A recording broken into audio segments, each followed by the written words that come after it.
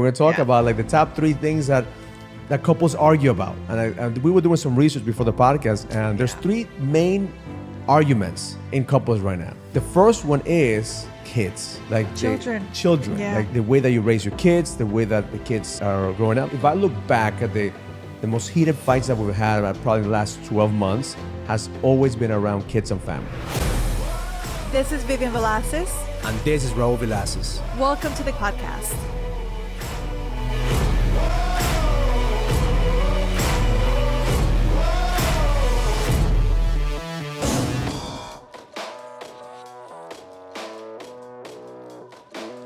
Welcome to the God Money S3x Podcast. My name is Raul Villacis, and I have my queen with me.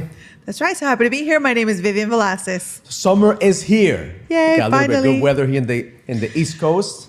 But it changes because all of a sudden it's really hot and then we're back to the cold. So Mother Earth. It seems like every time there's some good weather, everybody's in a good mood in the East Coast. You know what? Here in the East Coast, like I feel like we appreciate the weather more when it changes, like especially when it's summertime comes, spring, summer, because we don't get that so much, for such a long period of time. And when it comes, it's just like especially for me, like I could just look at the green and look at like all the stuff that's around us, and I'm just like always in awe of the change. And I love to feel that. The season changing. I love winter because it just toughens people up. I don't like winter. Like if we just realize that every day is not summer, every day is not spring. We have to go to the winter. There's a winter in life in every scenario. There's a winter in business, there's a winter in marriages, there's a winter in life. No, I agree. If you could withstand winter, you enjoy summer. So I think that's why we enjoy summer so much, because we push through the winter and we make it happen. The harshness, yes. All right, so if you're watching us for the first time, just make sure you subscribe. You connect with us. Vivian and I, we've been doing this podcast for the past couple of years already. I have a coaching business, a next level experience. We coach men and help men level up. Vivian, I do the same thing. Like I've been coaching women and stepping into my truth and finding that, the worthy equation where like you feel like, okay, well, I've been married for 25 years. I've invested so much time, money, and energy into myself, and really putting myself out there and just teaching women from the place of my most authentic, loving version of me. And I love to do that. We have a Facebook page, and we also have a guided journey that I take the women in, and I really enjoy doing that. So, we have some really beautiful things coming up, and we'll talk about it later on in this podcast. And you are amazing. I always tell you, you're amazing. Like the results that you get from women when I get to experience, because I coach the guys, and they get to tell me, all the transformations that women go through when they go to your journey. And I think there's more women need to know. Number one, they're not alone. Number two is that if they're married to an entrepreneur, it's a different breed. Not everybody understands what entrepreneurs go through. Absolutely. So ladies, if you're married to an entrepreneur, just know that there is hope, okay? there is a light at the end of the tunnel. Like I know that he drives you crazy, and he might be going 100 miles an hour, but at the end there's a purpose to this madness. Yeah, no, I agree. And I definitely think like, when we find ourselves in the relationship, especially like, that's what we teach, right? Because I am married to a high level guy that's going 100 miles an hour. Sometimes the women discount themselves as how much they do and the type of woman that is married to that man. So I think it's really important for us to understand that. I think it's important for us to know like we are completely different than any other woman because we deal with so much. And I think we don't give ourselves enough credit for what we do in the relationship. 100%. I think for every entrepreneur, at the core is a strong woman that holds down the battles. Right. I just had a conversation this morning with my inner circle guys. We had a mastermind. One of the guys got engaged. And the feedback he said to us is like, the reason I chose to get engaged is because if I'm going to go to war, I'm going to choose her to go to war with me. And that just gave me chills because it's like I don't know if that's a romantic thing to say to a woman, but to a guy, it's like, yeah, like if I go to war, I want you to be with me. Right. So like if we're going to go to war against the world, like if your woman is not going to war with you, then there's a problem. And then I also feel like you say that and it's like, you're going to war, but you know that you don't want to go there by yourself. You need someone by your side.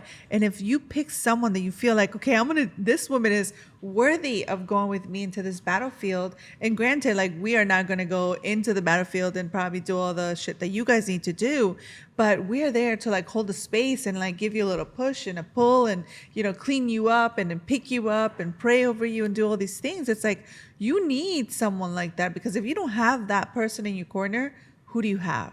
Other than God, obviously, but you need someone that's like right next to you, like making that happen for you. So at the same time, there's always like the ebb and flow, right? So you have the days that you want to go to war with your queen, and there's the days that you want to kill each other, right? So that's the topic for today. We're going to talk about like the top 3 things that couples argue about. And we were doing some research before the podcast, and there's 3 main arguments in couples right now. Like the first one is kids, like children. Yeah. Like there's the way that you raise your kids, the way that the kids are growing up. So let's talk about that. Like you and I have if I look back at the most heated fights that we've had probably in the last 12 months has always been around kids and family. That's right. I totally agree with that. I think that's one of the things that you and I did not see eye to eye from the very beginning. And again, this is like, you know, you come into this relationship, whether you're just married or you're in a long-term relationship already. I think there's always like different sides of like, the story that you've been told, right, for all these years, the story that you carried from your parents and grandparents, the way that you looked at life. And then when you start this marriage, you have children, and it's like, how are you going to raise them? How are you going to discipline? How are you going to like set their standards? And maybe your way of discipline is completely different than mine. And I think that was like our biggest arguments, our biggest fights, even till now, like the way that we see things.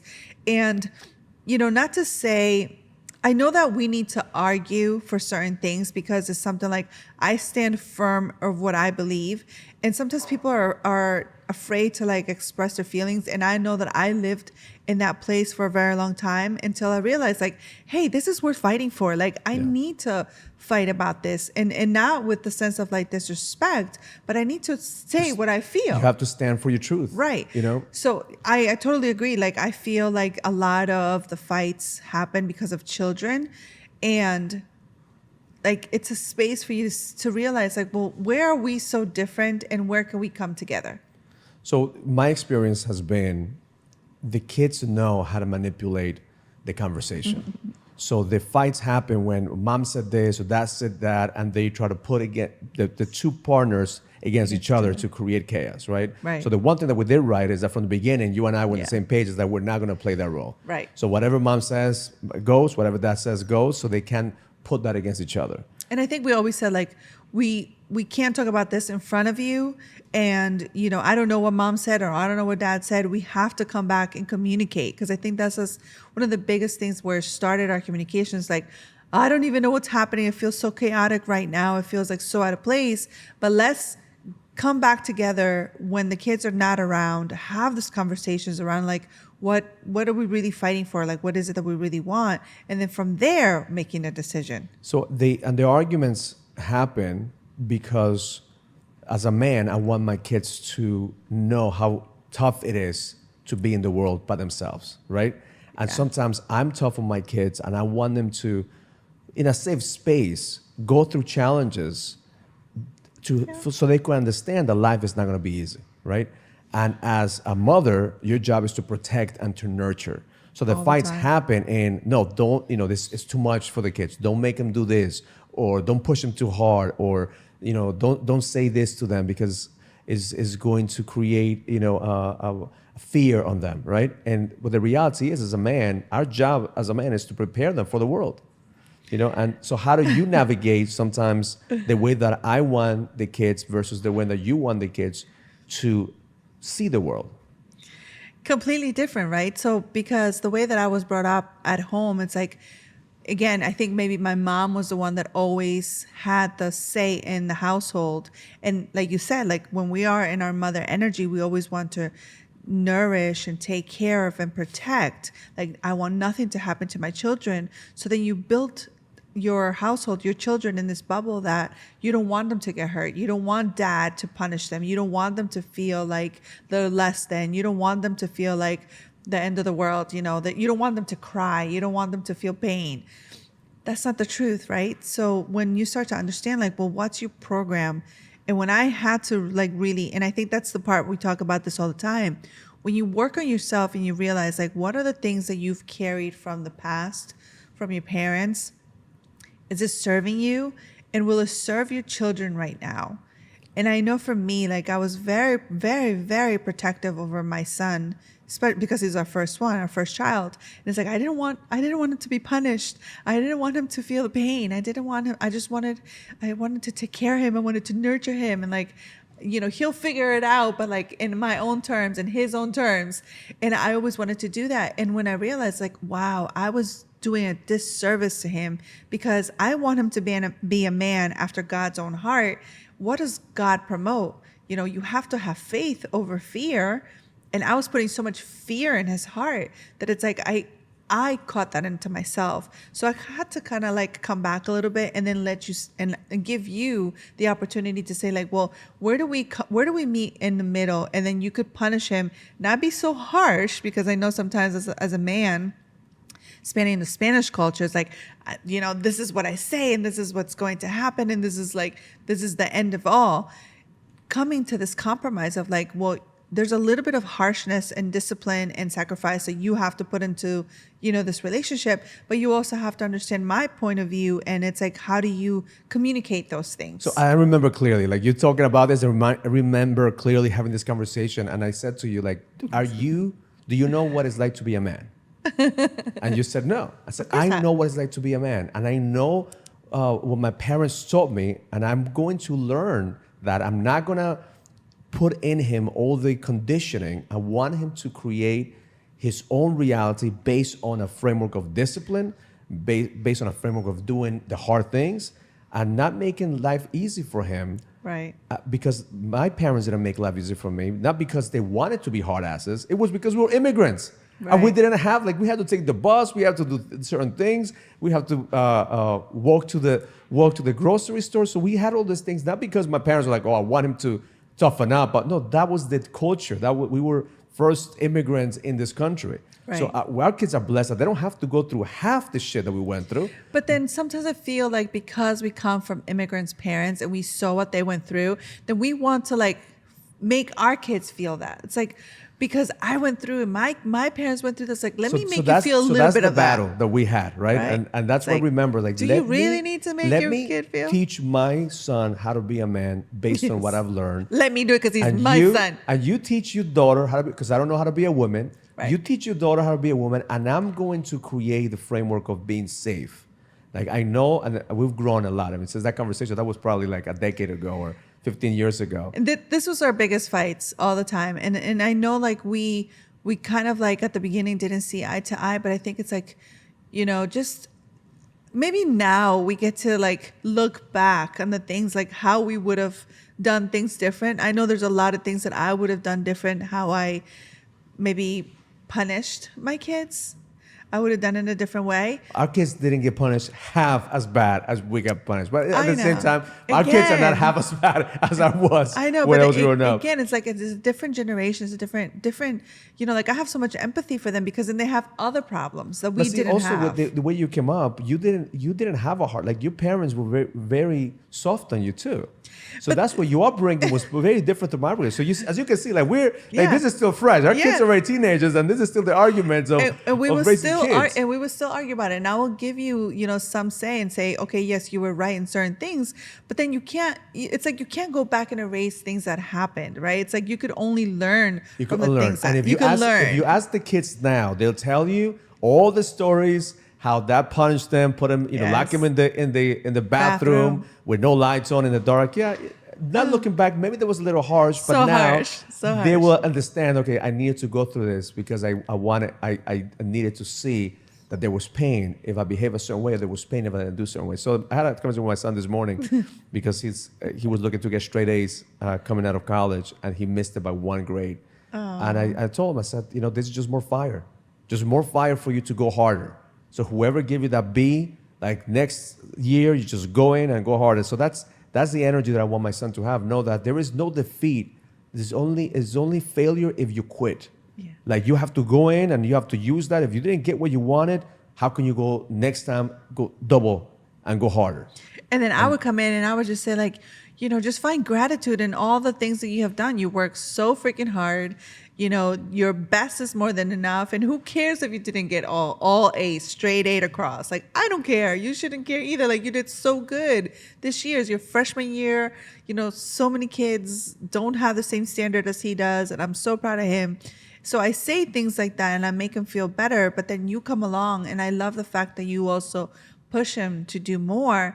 And sometimes, as in the mother feminine energy, it's like, it's more than enough.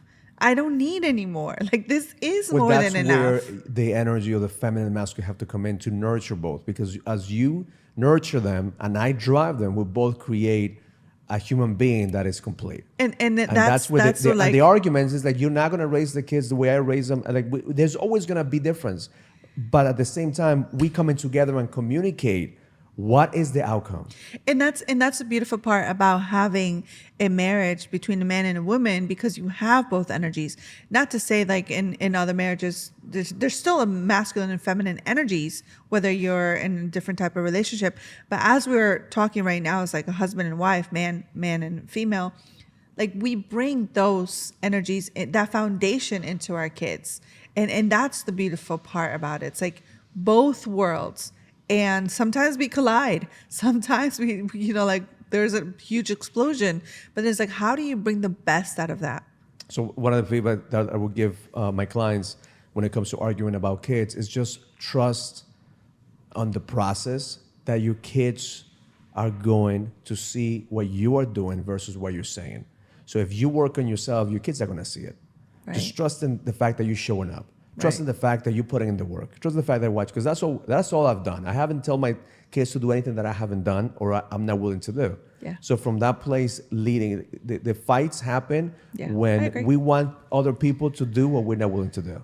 I agree. I was just reading some, Mother's Day is coming on Sunday, and just putting some stuff together. And my kids always, like, the best gifts that I could get is really like this little like love letters and their love tips and this beautiful albums that they always make for me. And just reading those words and the things that they say to me, it fills me up, because they are telling me what so many times where I failed. And they come back and they're like, Mom, you're an amazing woman. You've shown the character of love, and you're humble, and you are just, you're always holding the space for us, and all these little things that they say. It's not what we tell them. It's not the things. It's what they see. And they've seen this transition of where we've been in our life and how we continue to grow. And I think that's the most beautiful gift that you could give your kids. And if right now you're like arguing, you're having such a hard time with your kids, because we know like this world right now that we live in, there's a lot of challenges. But I would say, if you're listening to this, it's like, allow yourself to continue to grow in yourself, because then you bring that into those relationships. You bring that into like, how do I mold and shape this people that God have given me to raise with the right foundation? And I will say is, if you show them as opposed to telling them what to do, they will follow. Yeah. Like, if you want them to be disciplined, you have to be disciplined. If you want them to work out, you have to work out. If you want them to be good with money, you have to be good with money. All those things that you want to make sure that you, as a man, you set the example, you set the rhythm, because the family falls and rises on the man. And that's why I think that our relationship has created these two young people that have a strong foundation, because you've allowed me to lead. And I know that any mistake that we make, I own it. And I take responsibility, and I know everything happens on my watch, and I have to continue to watch. And even though we may not agree on certain things, we're doing it together. That's right. And then as a man, we take responsibility, and we don't blame, and we don't become victims of the circumstance. And I think that's where the arguments happen when men try to, you see, it's your fault. You're doing this. No, it's your fault because you created this. Right. It's your fault because you didn't stand up to your truth, or you didn't allow the conversations. You didn't have the conversations. So as a man, take ownership. It's not your wife's fault. It's not your kid's fault. It's not the teacher's fault. It's not the government's fault. If your kids are not showing up the way you want them to show up in life, it's your fault, and it's up to you to bring healing into the world But you first have to heal yourself to create that atmosphere of healing. I agree. So that's one argument. So we could talk a whole podcast about the kids, and we might do a podcast just on that. So like the second most argument that couples go through is money. Money. So I know that you love to spend money, and that has been some of the arguments that we have. Like I'm always watching on the credit cards, but really talk about like how have you navigated the conversation with money when it comes to arguments? Well, the times that we've argued about money, I think very few times, because you have a really good relationship when it comes to money. And again, since you were the leader of the household, like you know how and when and like all this, how you allocate the money, right? So like for me, I'm still like allowing myself to tell myself another money story, because the story that my parents gave me was like a shitty one, and I don't blame them. It's like that's all they knew. So it's like, how do I change the relationship that I have to the money now in the marriage that we have? And for me, it is always this constant reminder of going back to like God's word. It's like, what does he say about the money? What does he say about this, what he gives us? How do we continue to like multiply it? And for me, sometimes I don't multiply it because I overspend it, or I don't see like, well, I should be saving. I love to give, like I'm such a giver and I'm such a spender, but then it's like I also have to see like, where is this money flourishing from? My husband, he's the one that's making it. And even though I have my coaching program and I have my own money, it's really not much. Like that's just my purpose, my passion project. Really, like it's a whole different conversation when it comes to myself of having that. So it's like, I'm still learning like how to have this conversations with myself about money, because it's a big thing. So one of the things that I want to teach my kids I've learned is like my mother is really good with money. Oh yes, right? excellent. So when I remember my dad used to come home and give her the check. Your dad? My dad used to just give her the check, and she used to manage the money, and she used to do whatever she used to do. And so when we got married, I did the same thing. Yeah. I remember coming home, giving you the check, and then all of a sudden, like, there was no more money. I was like, where's the money going? No, that's not true. That is so not true. No, when you right. used to give me when we started, that's why we just had this conversation a little while ago. Like when we had a little bit of money, it was so easy because everything was just allocated. It was easy for me to like, okay, we have X amount of dollars and this has to get paid. And then, we have something extra, and then it's going to go to the church. Like we still do give our tithes to church, and then everything else gets paid out, right? But then you have more money, you have more problems. So that's the capacity, right? So when I realized that you were not good at managing, I'm not good at math. I'm not good at math. So then I was like, okay, I gotta take over. I gotta make sure that we put systems in place, and that's where, as a man, you have to be the producer. You can't just put the blame or like, oh, where's the money? I'm giving you the money. So right. It comes to communication. Like you gotta communicate. I've never made you feel like, oh, you can't spend this, you can't do that. It's more like, hey, we gotta watch this. Like we have this. These are the goals, right? This is what we want. This is what we want to accomplish. We wanna travel. We wanna do this. Well, this is the budget, right? Or try to keep at least somewhere in the budget. And I know our kids always laugh and play around. Like my mom has no budget. Like I know. My expectations are way out there versus like. But see, what you do for me is also you push me, because the question for me is, who do I need to become in order for me to get to that level? So like never felt like you were like trying to take from me as opposed to push me. Say, hey, what about this? What about that? Like what's the next step? Yeah. So I think the conversation with money has to do with the belief system. Do you believe that you don't have enough and you have to just put a little bit that you have away, or do you believe that you are a producer, and then as a producer create wealth? And that's like the step that we're in right now in the season is like, how do anything that I do right now is return on energy. I don't do anything for money. I do everything and return on energy and return on impact. So if I'm not creating a bigger impact, I'm not doing it. It doesn't matter how much money I'm getting paid. Yeah. If I'm not getting a return on my energy, if my energy is not in alignment with what I'm doing, I don't do it for money. Yeah, but I think it's also like us teaching like going back to our children, especially like if you are in a household, I think it's really good to bring that conversation into the children, because I see both our kids, they are so good with their money. Like I'm always in awe of like how good they are because they work hard for their money. They pay for the stuff that they have. If you taught them that early on, they pay for whatever they have, whatever they want. Like they have to work for it. So they know that something always has a value. It's not just mom and dad is going to hand it to them. And then they give, they spend, and they invest. And they invest their money. That's the one thing I told Like, the kids from the beginning. The little bit you have, they're both better investors than I ever will be. You got to invest. You got to put like a little bit you have. They have some apps. They have Robinhood and they have Coinbase. To buy some crypto, buy some stocks. They have it like all. Invest. So they know the value of multiplying. They know the value of compounding interest. They know the value of like, okay, I'm gonna have my money work for me. I have a choice. I buy sneakers or I buy some stocks. I go to this, and they also spend based on the one thing that I've done with the kids is I've always created an opportunity for them to earn money. Because I don't give them any money unless they earn it. So that's not how the world works. I don't just wake up one day and say, hey, you know what? I would like to have a new car. Hey, go to the dealer. Can I have a new car? No, you have to earn it. Money is an exchange of value. What's the value you bring into the world that's going to earn you the money? So that's what I'm teaching the kids. If money is an exchange of value, what is the value proposition that you bring into the world? Because money doesn't grow on trees. But if you bring value, you're never going to run out of money because you're so valuable that people are going to want to do business with you because of the value that you bring. I know, but how many people teach that? Like, I never got that lesson.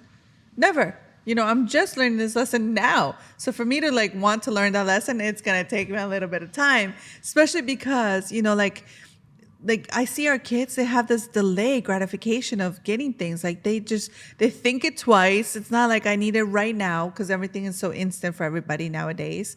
But they have this delay gratification of like, is it really worth it? Is it really worth me investing my money, time, money, and energy into this? Whatever, shoes, car, whatever. You plug the equation there. But that's what I admire, and that's really what like I really want to get to that place where it's like, yeah. Delayed gratification, is it really worth it?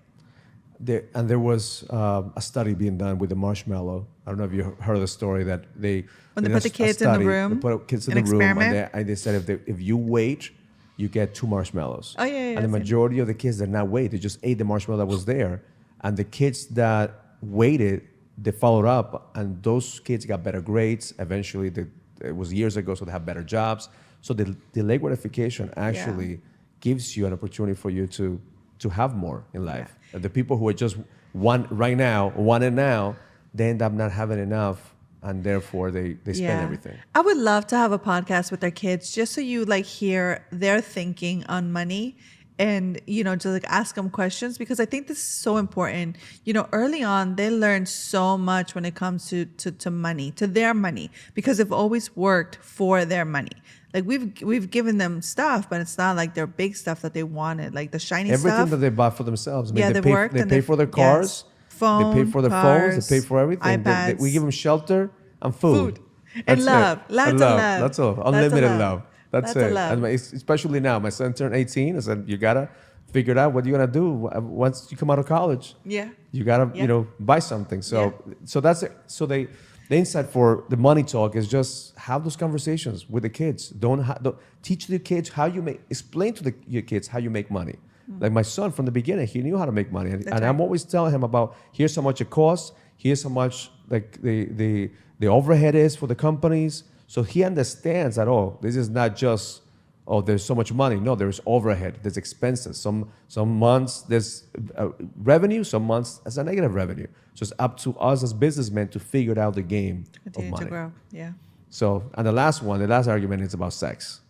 So that's a big conversation. And we talk about that all the time. Yeah. So like sex is one of the biggest arguments, and I think that people, challenges.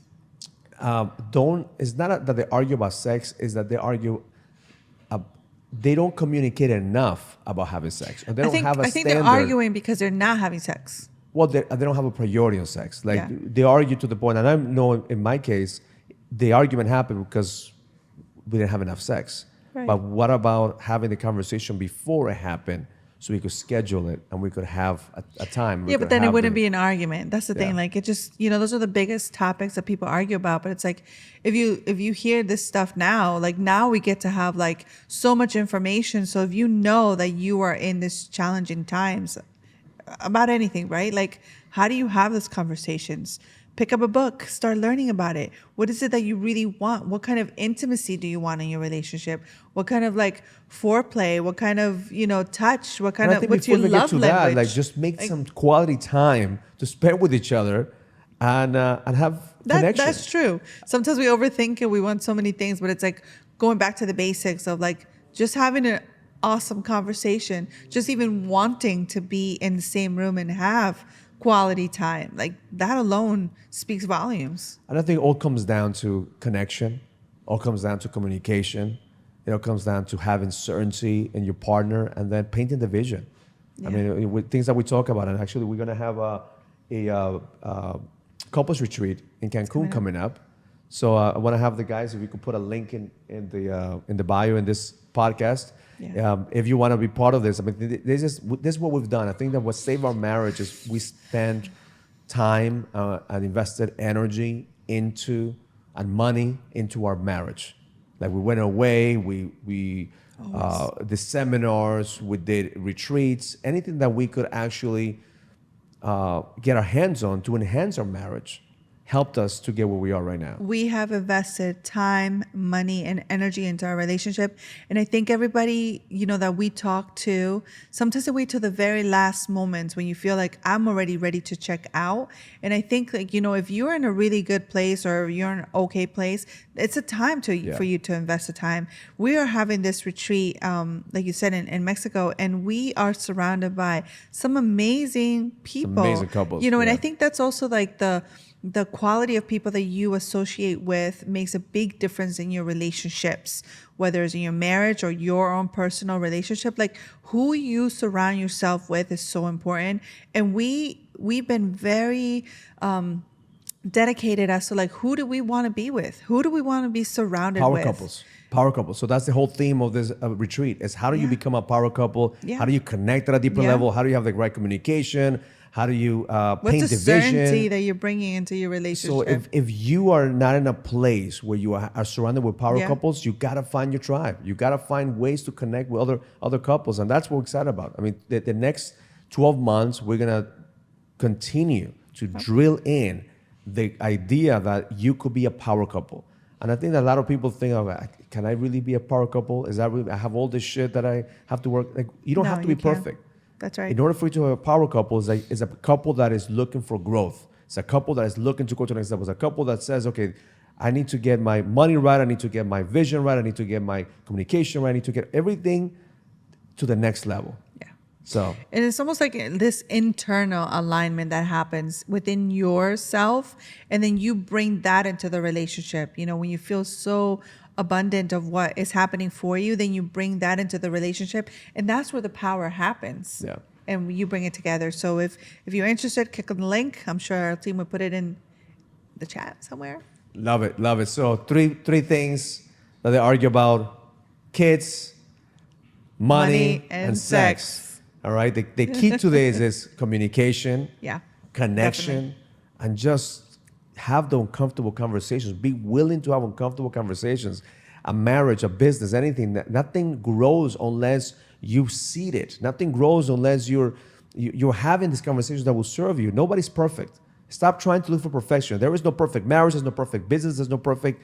The only perfect being is God. Okay, and God made you, and you're a reflection of God. But we are creatures of our environment. We're creatures of habit. So we have to make sure that every single day we get one step closer to that image of God, one step closer to the vision that God has for us. So it's been a pleasure and honor for us to share this time with you. So make sure that you subscribe to the channel, to the podcast, and we'll see you next time.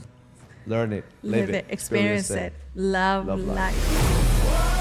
If you receive any value from this conversation, comment, subscribe, and share as we continue to impact more people and take it to the next level. And please send us your comments and questions so we could answer them in the next podcast. See you in the next episode.